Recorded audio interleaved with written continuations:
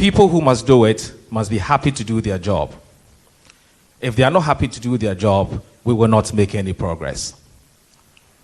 And once contractors are at work, many more people, because there's a spillover effect, many more people are engaged, many more people get jobs to do. And so when that particular sector is stifled, all of us will begin to feel the impact of that. But when the contractor does their job, they have to be given their due share. If the contractor is not being given his due share or is not being paid for the job they've done, just like all of us, when you work for somebody, you have to be paid because it is not free money. You've worked and you have to be paid. Is that the case now? Are contractors being paid? Have they been paid? We've seen all kinds of publications in the news wires. Today we'll be finding out what exactly is the correct picture, whether contractors are being paid, have they been paid, how much are they being paid, when were they paid. Hopefully this question will be answered. Secondly, elections around the corner, just about 4 months away. The two major political parties obviously will be promising things. I mean, they all have their manifestos that they will be launching. The NDCs will be launching its manifesto soon. The MPP has promised to do theirs soon as well. What plans and policies, ideas, intentions that the NDC and its flag bearer, the former president, His Excellency John Dramani Mahama, have for our hard-working contractors? These are the two questions that essentially, or hopefully, today's encounter will be answering. And so, distinguished ladies and gentlemen, I want to once again thank you very much for taking time off your busy schedule to be here. Thank you very much. Good afternoon, ladies and gentlemen. It's a privilege to give the welcome address on behalf of Concerned Contractors Association. And again, I'm very happy to have the flag bearer, the former president of Republic of Ghana, the former minister, that's my minister, because I'm in the road sector. So Honorable Fuseni is my minister, and other protocol observe. In fact, a greeting from the both. I'm speaking on behalf of, we have a two contractors association. We have a PROCAL, that's the Progressive Contractors Association. Then we have Road Contractors Association, Ghana. Anyway, interesting, we give birth to a PROCAL. In actual fact, my message or my speech is very simple. Simple in the sense that we work with Honorable Minister Fuseni, and the way things were done, there's a far difference today. In the area of payment, actually, it's becoming hulu-baro in the country. One, for 3 good years now, the payment was not smooth for us as it was. Those days when we work, 90 days. After 90 days, then delay payments started, the meter started reading. And some of us, we see it that it's getting to be a financial loss to this country, or it has been a financial loss to this country because of delay in payment, which some of the contracts have been instituted. Now, again, I would like to congratulate the flag bearer. Well, people have a lot of names, Messiah, and many more. In actual fact, what we are doing today, it happened 2016 as well. And the current president also called on us as we are doing today. And interestingly, he promised us for 100 days, you pay every, I'm a mechanical engineer by profession. My maths, I don't know. If 4 years equal to 100 days, I want somebody to correct my mathematics thesis.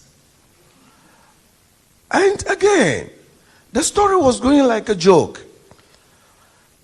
And we have been losing a lot of our members. Because not everybody have a heart. The banks are chasing you. The family members are chasing you. Not everybody have that lion heart. Again, January this year, there was a meeting at an international conference center, and all the regional ministers, all the concerned, the sector directors were converged there. And we, the contractors also, we are invited. Short the story, the sector minister promises that. By that time, the money which the government owed the contractors was 2.2 billion then. And this 2.2 billion, we were assured that day that 1 billion is ready. And they are going to, look for the remaining 1.2 billion. And we were promised to be paid February 10th. And interestingly, I rose up my hand. I said, no, let's minister pay us 14th February so that our wife and loved ones can enjoy the Valentine out of it. But very unfortunately, as I'm saying now, in the social media, it also came out that 1.2 has got missing. Up to now, nobody come out and tell we the contractors that these are the problem. Again, they started paying some of the contractors 40%. And this 40%, most of the contractors have discounted their certificates. And when you discounted a certificate, it's about 60%. Some places 40%. But normally it's 60%. So that we can go back and work. Now you pay 40%. Our deputies, the bank and the financial houses have to put their hand on that money. It's very sad. When I was coming this afternoon, there was something on the social media saying that the chairman of road and transport sector in Parliament have, come out that they pay all the contractors, all the payments is going on. It's sad. In fact, if I want to go into detail, I'll become very emotional. Therefore, we are appealing to, the flag bearer, the former president, the former road minister to, take this our story serious, or this our problem. Thank you very much. Let me end it here. Yeah.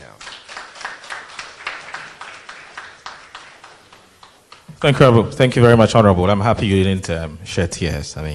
You sounded emotional enough. We can appreciate your consent. Thank you very much. Please put your hands together one more time for him. Too quick. I need to make some special acknowledgements before we continue.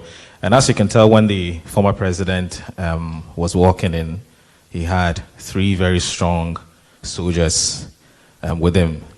The former Roads Minister, Honorable Inusa Husseini, is here with us. Please put your hands together for him. The campaign manager for the John Mahama campaign, national manager for the John Mahama campaign, Professor Joshua Labi is also here with us. Thank you very much, sir, for joining us. Thank you. And also, one of the hard-working ministers during the former president's tenure, Honorable Setekwa is also here with us. Honorable, thank you. Yes, sir. Good to see you. The road contractors have spoken.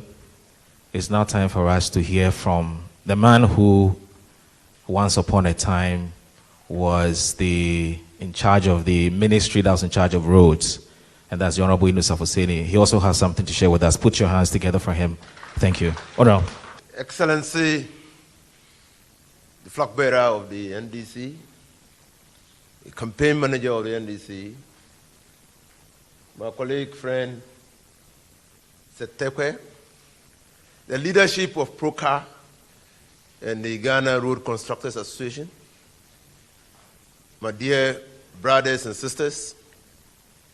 In fact, I think that it's proper, Excellency, to thank the organizers of this meeting for creating this opportunity almost 4 years after we left office for me to interact with people who I worked directly with. Thank you, organizers, for this opportunity. I think that this is the first time ever since we left office. And also to thank His Excellency and the campaign team for having the presence of mind, vision, ability, and capacity to meet a critical stakeholder in the development of this country, and also a significant partner for the progress of this country, the road contractors of this country. Excellency, there is no gainsaying that when we were in office, NDC had a plan. This government did not understand the plan. They simply did not understand that everything that we did at the Ministry of Roads and Highways, everything that His Excellency John Dramani Mahama did as president was according to plan. The first, for starters, you need to know that when the inflows into the road fund was established, it was reviewed only once in its history. Only once. It took His Excellency the President to understand, just like Atachi said, to understand that when contractors work, they have to be paid. And when you pay contractors, you oil the wheels of the economy. You need to understand that. You also need to understand that by paying contractors, you don't have to be selective. Because no contractor, Excellency, gets into his room to bring money from under his bed to execute a contract. It is precisely because you have promised to pay the contractor for work done. He carries this promise to his financiers and says, look, I have gotten this contract. I have been promised that if I execute the contract, I will be paid. The financier, relying on the statement, then gives him the money. So, when you pay contractors, you are relieving contractors of debts that they have accrued for the purposes of executing the contract. Again, I have been told, and we have raised this issue on the floor of Parliament severally,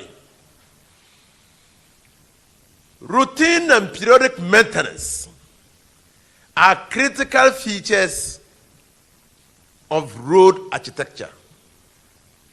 Just like you have your shirt. You have to wash it periodically for the shirt to be neat for you to wear. So when you construct a road, there will be tear and wear on the road. Those who maintain it, because that's an investment. So those who maintain the road in good condition or fair condition ought to be paid. That was why His Excellency directed that no payment of the road fund be made without assigning monies for the payment of routine and periodic maintenance monthly, every month. People who executed, and Chairman has said, people who executed those contracts needn't come to my office for payment. They needn't. It was a given every month. It was a given. Because, Excellency, what we did was to establish a roster and implement a program, first in, first out. There are many of you who came to my office to try to lobby me to pay you. And I simply asked you, but when did you submit your certificate for payment? Then you mentioned, is it at the road fund? Well, if it is at the road fund, I will then communicate to you that payments up to this month will be made by the end of the month. And the only lobbying that some of you did to me was to tell me that, oh, the way I see the date of my certificate, I might not be captured. So I want you to treat me as protocol. But today, Excellency, they are all here. If you don't pour libation, you will not be paid at the Ministry of Roads and Highways. You will not be paid.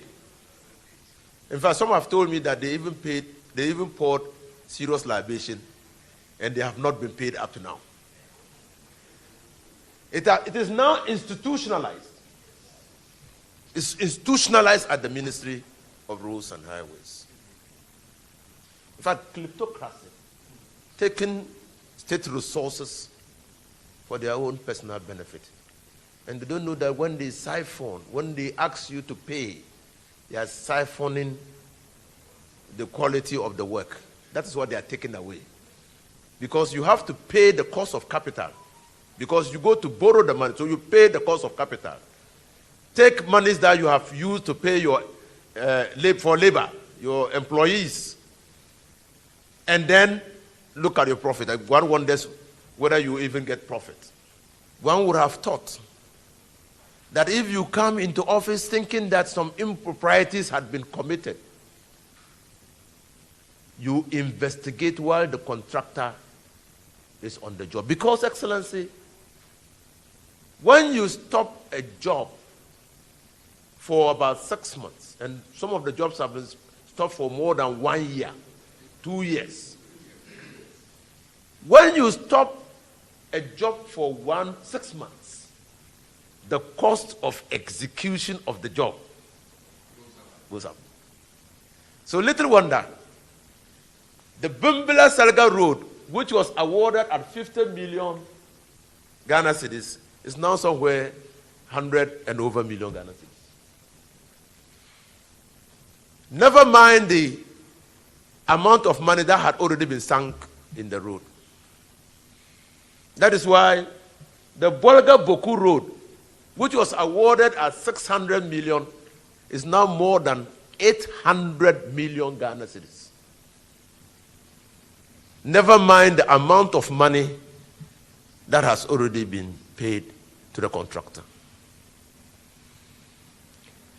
Now, my dear brothers and sisters,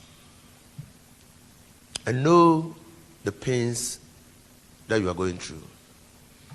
The flag bearer, His Excellency John Dramani Mahama, knows the pain that you are going through. We know that some of you bleed in the heart. We know that some of you don't even sleep at home because your debtors will wake you up at dawn. We know we know that some of you have lost their lives. Adum Construction entered the bathroom, was down, collapsed and died. Just like that. The tree man will say, Ajunjun, thinking. That is why His Excellency is here. We are left with 4 months to go into an election. And in 4 months' time, all of you, and I know that you in this room are more than a constituency, are more than a region. You represent the whole country. You are everywhere that matters. We are left with 4 months, my dear brothers and sisters, to right the wrong. Excellency, when I went to the Ministry of Roads and Highways, the total inflow into the road fund per month was less than 40 million Ghana cedis. Through your instrumentality, Excellency, we raised it to only petroleum products. Only petroleum products, not road tolls, international transit fees. No, only petroleum products to 120 million Ghana cedis per month. Excellency, they came into office and instituted a capping order. Said they justified it on you. You said they needed fiscal space. They instituted a capping order. And that is what pains.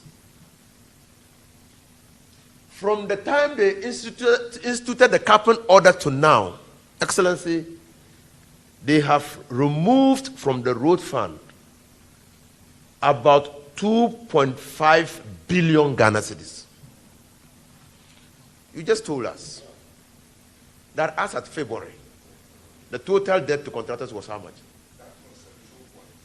2.2 Ghana cedis. I say that they have removed from the road fund 2.5 billion. It stands to reason that if they had not taken the money from the road fund, and assuming all the debt was from the road fund, all of you would have been what?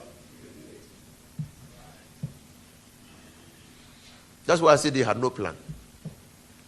But it is instructive to note that when we were leaving office, Excellency, the road fund, all contracts that were executed at feeder roads, because of the first in, first out policy, all contracts that are being executed and certificate lodged at the road fund secretariat had been paid.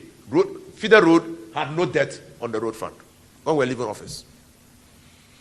When we were leaving office, we were 6 months behind payment. 6 months at the Ghana Highway Authority. 6 months. So, ladies and gentlemen, PROCA in Ghana, Ghana Roads Contractors Association. My parting words to you are words that I've already said. That to whom much is given, much is expected. NDC government has shown that you are critical stakeholders. NDC government had shown that you were partners.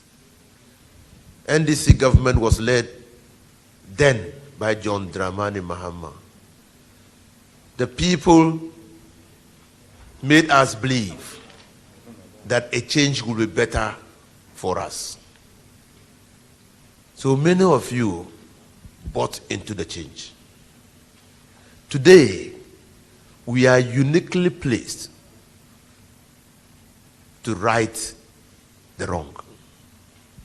And what is more interesting is the person that we work with, that all of us can assess and attest to his capacity, his determination and zeal while he was in office in respect of the delivery of infrastructure, is the person who is standing on the ticket. If this is not a unique opportunity to right the wrong, tell me what it is. Or what is. So, I'm thanking you very much, Excellency. I'm thanking you, road contractors. And I pray that you will come on board for us to ensure that when we win election 2020, we'll be winning it for ourselves. Let me thank you very much and join my former minister in thanking you for this opportunity to speak with you. This is probably the first time I've had an opportunity like this to go down memory lane and reminisce on what we try to do to transform the economy of this country. As you're aware, I also have my campaign manager here, and I also have the minister, former Minister of Finance here with me, who did a lot of work, you know, to try to streamline our contract management databases. And roads was one of the target ministries, you know, to try and make sure that contracts that were awarded, you know, within budget, so that when you work, payment can be done. And so that's how come we started to gather the data to activate the contract database on the GIFMIS system. Today, all that is being bypassed, and contractors are being paid outside the GIFMIS and being asked to go and discount their certificates, you know, with particular commercial banks. Infrastructure development creates jobs, and it also stimulates economic activity. When contractors are working, they employ people, and they also stimulate the economy because their activity is interlinked with so many other sectors and businesses.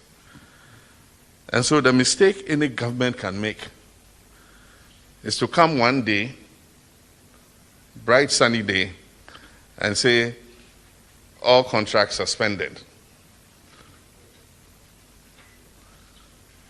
Because then what you do is, you're not only grinding the construction companies to a halt, but its tentacles affect all other sectors of the economy. And that is what this administration did not understand. We understand the interlinkages between construction companies and the rest of the economy, and the stimulus effect that it has on other sectors. And so, government is a continuum. And it shouldn't be that every 4 years there'll be a disruption. And then we have to go and start from stage one again. And then every 4 years, if it turns out that there's a change in government, there's a disruption. It shouldn't happen like that. The countries that have developed have not developed like that. That any time there's an election and there's a change of government, then it must affect Ghanaian enterprises. They come to a halt, then you have to stimulate the economy again, and then when they build up and then there's a change, then you have to stop. But it's because of a poor understanding that this government had of how to manage the economy. I didn't see that when Rawlings handed over to Kufuor. When Rawlings handed over to Kufuor, people continued working. Any investigation that was being done alongside as people worked. When Mills took over from Kufuor, contractors were not asked to stop work. They started working. All the validation and things that were done while people were working. By the time I came into office, a government contract award letter was money in your hands. Because if government gave you a contract to go and do a job and you took it to a bank, it's money in your hands because the bank will give you money. And the bank knows that, as for government, if it owes, by all means, let it take how long, government will pay. And so if you held your certificate, anybody will take it, discount it, you go back to work while you wait for payment. And the banks and financial institutions all knew that whatever it does, government will pay. Now, what is the reality? Because this government did not understand the linkages, when they stopped contractors from working, it affected fuel station owners. Because fuel station owners were giving the contractors fuel on credit, knowing that when government pays them, they will come and pay. When they stopped contractors from working, it affected cement suppliers, because cement suppliers were giving contractors cement on credit and other building materials, iron rods and all the things that you use to do your culverts and all that. And so they also, their business was affected because their capital got locked. When government stopped contractors from working, equipment suppliers also suffered. Because when a contractor gets a project, he goes and takes on hire purchase the equipment to come and execute the contract. And as he executes the contract and he's being paid, he's paying the hire purchase for the equipment. And the worst one, when contractors stop working, they lay off workers. And we anticipate that direct job losses from the construction sector, because of the stoppage and suspension of work of most contracts and the non-payments, has led to in excess of 100,000 people being out of work. Civil engineers, mechanical engineers, excavator operators, bulldozer operators, crane operators, steel benders, just name them. Tipper truck drivers, dump truck drivers, backhoe operators, all of them are sitting at home because their companies closed down. Some of the big companies laid off almost 1,000 workers. When you stop contractors from working, it affects mechanics, magazine. Today, magazine is a pale shadow of itself because the dump trucks, excavators and bulldozers that contractors use that need servicing and repair all used to go to magazine to be repaired. Today go there, it's an empty shell. And that's because this government did not understand the linkages between construction industry and the rest of the economy. And the worst one is financial institutions. A lot of the banks that collapsed because of the outlay they made to construction companies that had legitimate government of Ghana contracts and had executed the work legitimately and were waiting to be paid. And government refused to pay. And so you have a liability to indigenous Ghanaian financial institutions through the construction companies. And so because you refuse to pay, and at the same time you are asking them to increase their capital reserve to 400 million, what do you expect will happen to those companies? They will go under. And because they can't meet that liquidity ratio, you shut them down and go and create a 21 billion debt for the taxpayer. When even if you had paid them what government owes them, those banks would not have collapsed. They would have met the liquidity reserve ratio. And if there were any other issues to do with indebtedness or anything, that could have been sorted out. It's estimated that it wouldn't have cost more than 9 billion to have sorted out the problem with those banks. Today, you are struggling to find 22 billion to pay depositors who lost their money. You think that we did not know the problem of the banks when we were in government, but we knew the implication of shutting them down. And so we're taking a course that will resolve the problem without shutting down the banks. You come, you see the problem, you panic, you shut them down. And in some cases, it was not panic. Some of those banks were shut down for political reasons. It's not that government could not have paid you. The money this government has raised, I mean, what's your debt? Could have paid you and paid you many times over. The intention is not to pay you. One of the leading members said, don't pay contractors, they'll go and give the money to Mahama. I mean, what nonsense. And like you said, some can't sleep at home. And the worst part is when a promise was made, it says, oh, 2.2 billion is being made available to pay all contractors. And then the president goes and says, oh, your husbands will have a nice Christmas. Telling your wives, or the women contractors, your husbands. And so you go home and say, Nasa president, see it, Yamoka. Miwa koto.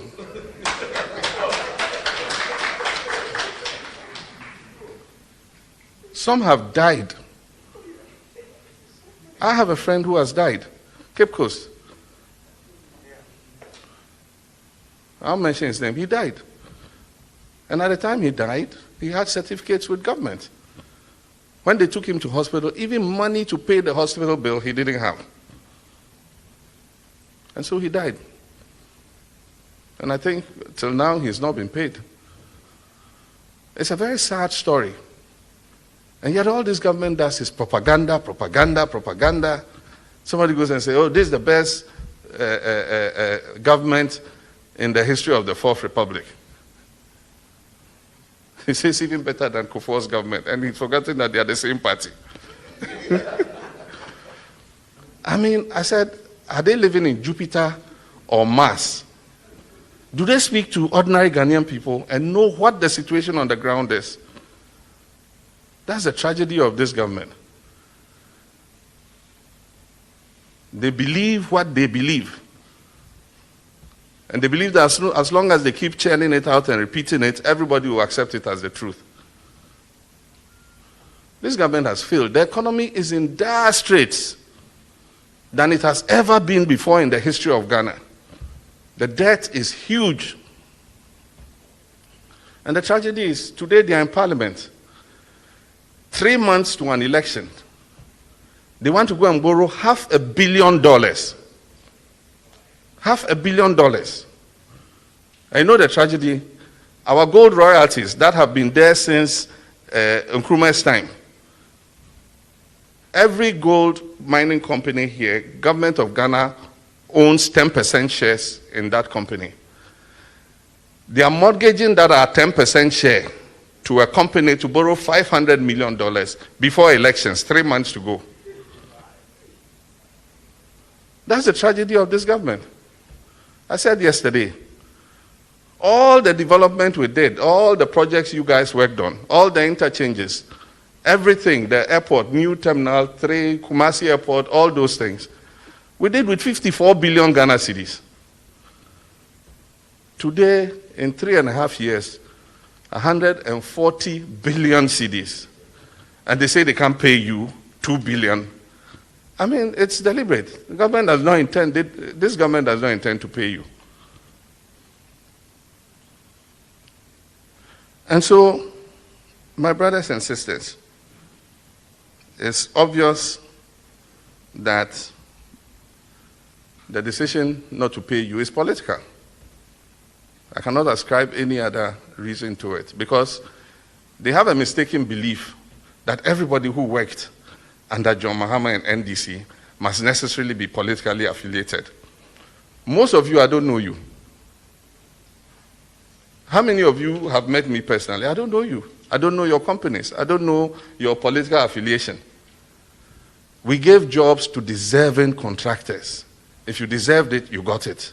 Nobody asked you where you come from, who you support, or anything. But the assumption was that everybody who worked under my administration must have had a political affiliation to the NDC party. And so you are the victims of political prejudice. And until we stop that, this country is not going to go anywhere. Because as a president, your principal duty is the prosperity of the people. And the people can only prosper if they have jobs. And so if my enemy, my political opponent, has a company and he's employing 500 people, he's doing me a favor. Because if his company collapses, those 500 people will be on the streets. And I've said I'm going to create jobs so that young people can get jobs to do. Why would I be destroying businesses of my political opponents so that those people will be unemployed, instead of supporting them to sustain their businesses and grow so that they can employ more people? And so it's not our way to destroy businesses. The number of businesses that have been destroyed in this country over the last 4 years, not only in the road and construction sector, in all other sectors, ask all businessmen, they're all suffering because economic activity has come to a standstill. And that's because this government is prioritizing consumption. No government develops prioritizing consumption. You have to invest money in the productive sectors. And the productive sectors will create jobs. And the jobs will create prosperity for the people. But if you say everybody should sit at home, we'll give you everything free, 3 days, free that, free that. No country, all the countries that have developed, they didn't develop like that.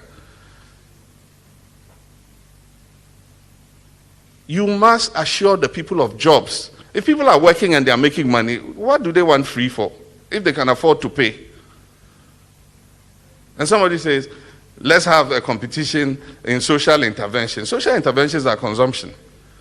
You should rather call me, let's have a competition and ask who invested more in the real sector than the other. We're doing 4.7% of GDP investment in the real sector. Today they can hardly achieve 3%. And it's only when you invest in the real sector that an economy develops.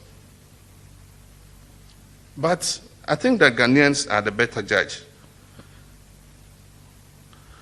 I go around this country a lot. After government suspended your contracts, I saw the roads were deteriorating, contractors' equipment were packed. But you go on some road and work is going on. And so I tried to look, who is this contractor? When they've stopped everybody else, he is still working. And I go and see he's a foreign contractor. Continues to pay the foreign contractors, but refuse to pay the indigenous contractors. That's not fair. You don't build a country like that. When you pay the indigenous contractors, the money remains here in Ghana. And it multiplies here in Ghana. If you pay the foreign contractor, March, April, after he balances his books, I want to repatriate $5 million to my home country, because that's the profit I made. Ghanaian contractors repatriate their profits to their hometowns and build house there, employs people, buys car here in Ghana. And so indigenous contractors will reinvest. And that's why when I became president, I told him, I said, if they go and bring their money from outside, foreign loan or something, they normally tell us, give to their home contractors. We'll give to them. So if the money is from China, you have to give to Chinese contractor. From Brazil, you give to Brazil contractor. But I said the money that is our own, from our consolidated fund, our road fund, our GET fund, give it to Ghanaian contractors. Because we want that money to stay here and multiply here. And that's how come many of your companies saw a big jump. You were able to add equipment. By the time we were leaving office, there were Ghanaian companies that had more equipment than foreign contractors. And in many cases could do a better job than any foreign contractor. Unless we believe in our own, we are going nowhere. And I'll institute that same policy. If the money is our money, then it must go to a Ghanaian indigenous contractor.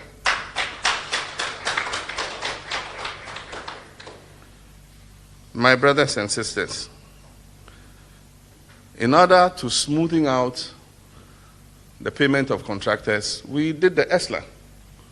And under ESLA, we met some of you. We met the Road Constructors Association. You were asking us to increase the amount of the road fund. And so when we were doing ESLA to pay the energy sector debt, we said, look, we need to adjust the road fund component in it so that we can raise enough money to pay contractors. And so we did.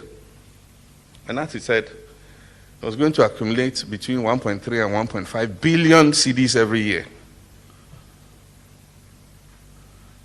And we went one step further.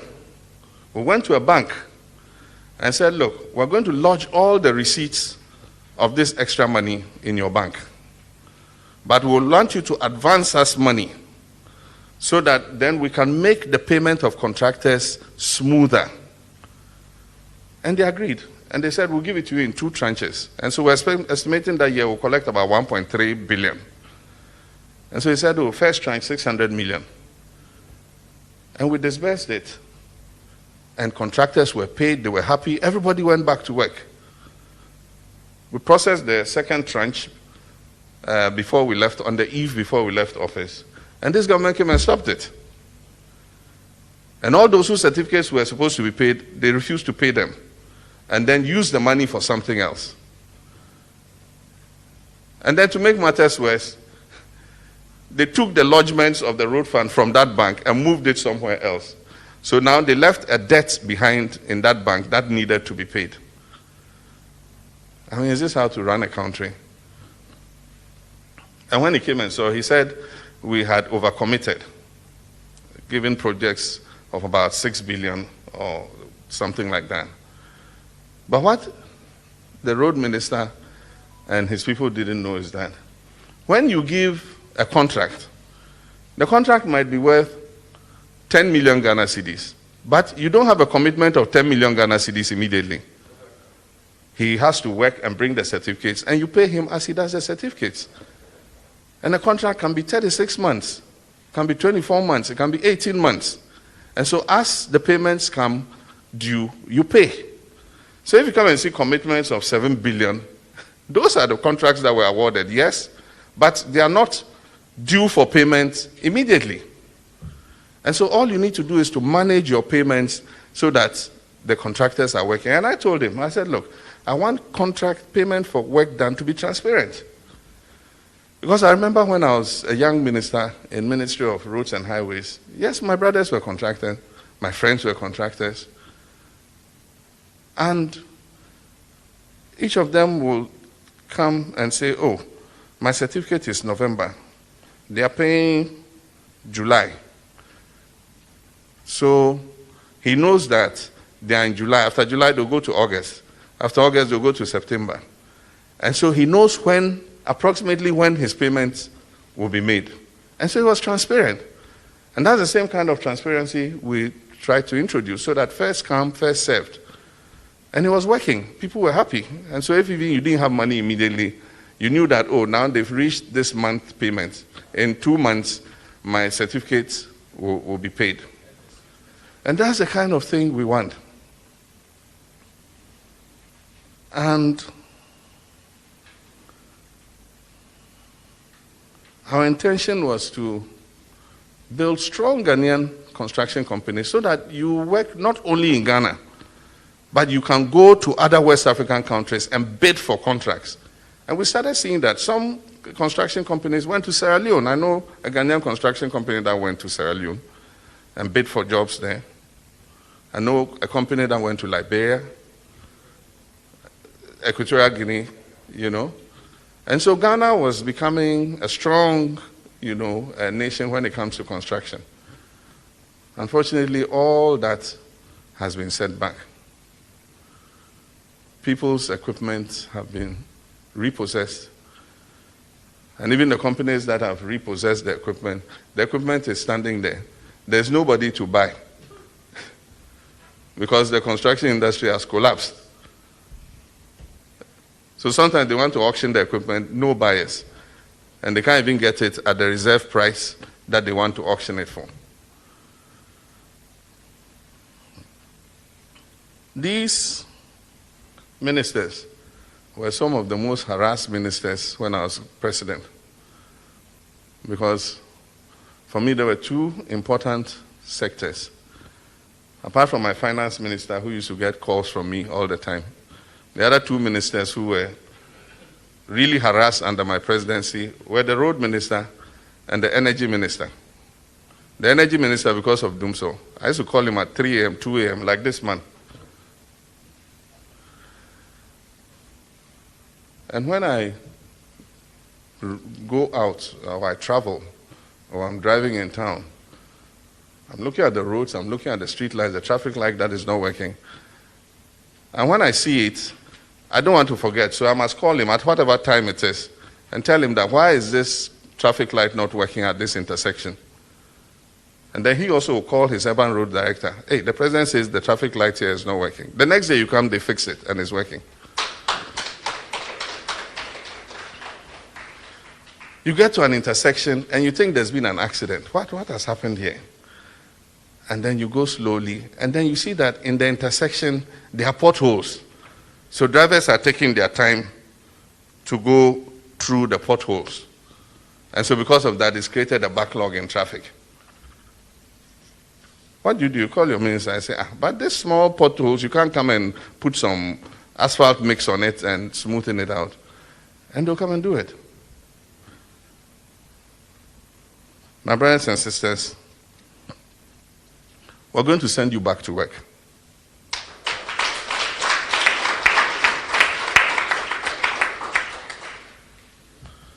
As long as your job has not been terminated, when you hear I won the election, just go and start working again.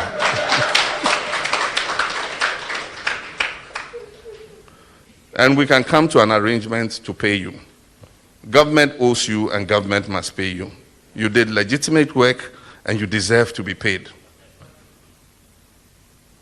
So with me as president, I will honor your contracts and make sure that what has been owed you, some people haven't been paid for 4 years.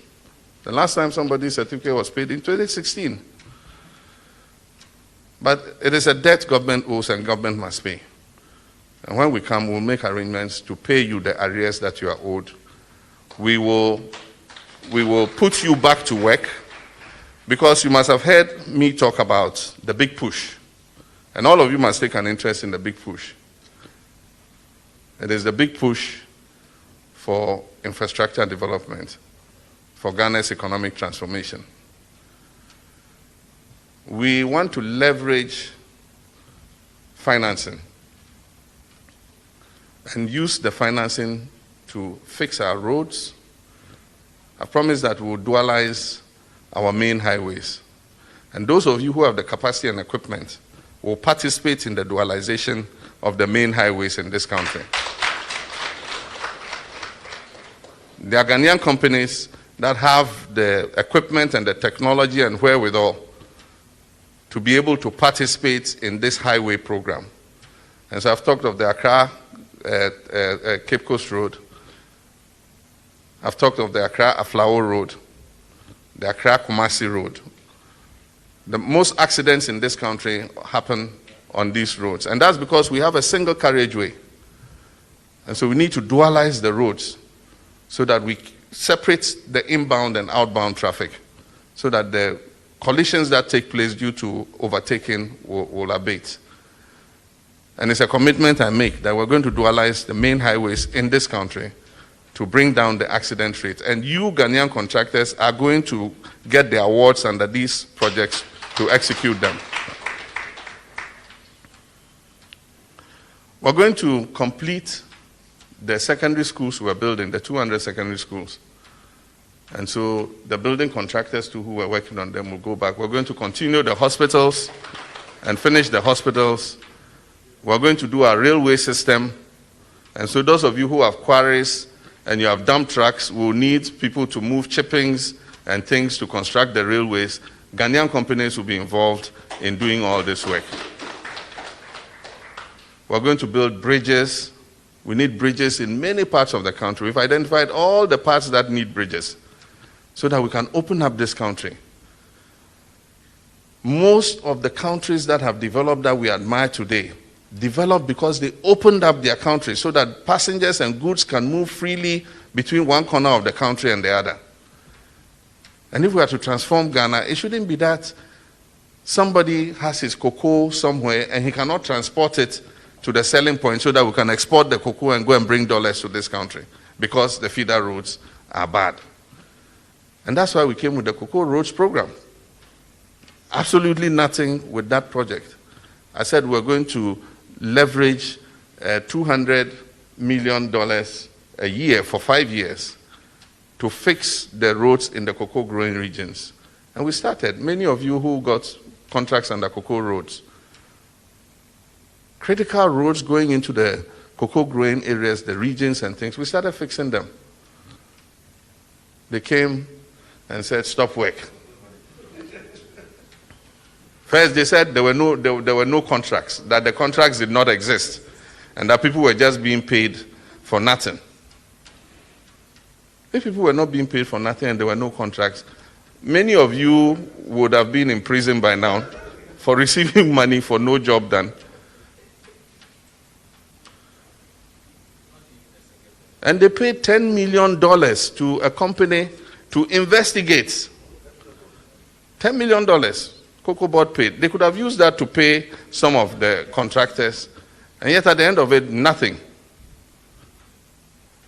And now they're going and begging contractors, because elections are coming, they are begging contractors to go back to work. They say, but where is money? Give us money to go back to work. You owe us, you haven't paid us, you're saying we should go back to work. I happened to be in the north somewhere. The road minister was coming, and they said everybody who has a contract should go onto his site. I said, even the money for the man to buy petrol in his car and go to the site is a problem. And so under the big push, we are going to transform this country's infrastructure. Not only roads, I said, we'll do schools, we'll do hospitals in all the districts so that our people can have access to good health care. We'll build bridges, we'll do railways, and many other infrastructural projects that are necessary so that we can transform the economy of this country. We're going to structure the 10 billion. People say, oh, but you're complaining of the debt. Why would you go and take 10 billion and add it to the debt? It's not going to add to public debt. We're structuring it such that it does not add to the existing public debt. And we have the financial engineers to do it. We already have done the financial engineering and we know how we're going to do it. And so it won't overburden Ghanaians. And most of those projects are going to pay for themselves. Because the highways we do, the dualized roads we do, we will toll them. And they'll pay for themselves over time. We will stimulate this economy again. We'll put Ghanaians back to work. And your industry is one of the industries I'm looking at when I say we will create 1 million jobs in 4 years. It's called the 1 million jobs plan. And we want 250,000 Ghanaians to go to work every year for 4 years. And many of them are going to be employed by you. When we get them back to work, you get road contractors back to work, get building contractors back to work, they can easily employ 200,000 people in this country. And so I have confidence in you. The next administration I had, our objective, and I'm going to use General Achampon's term, is to let Ghanaians capture the commanding heights of the economy.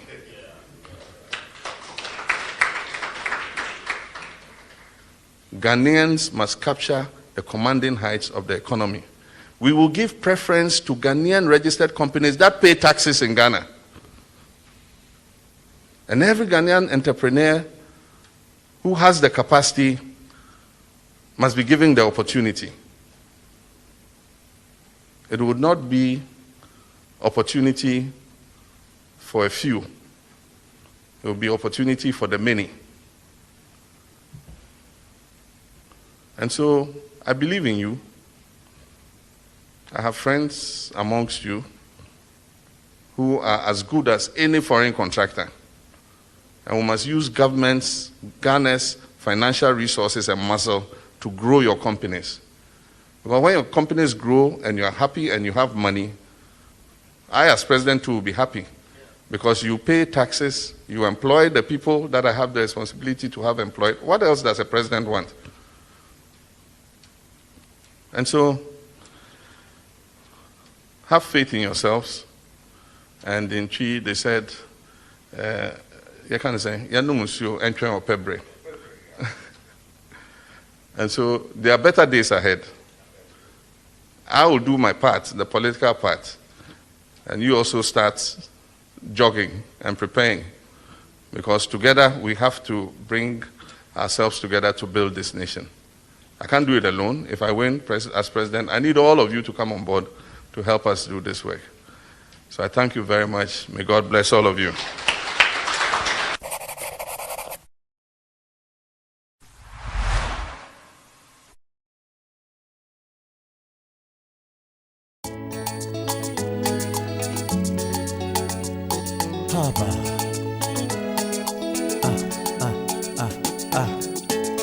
Oh.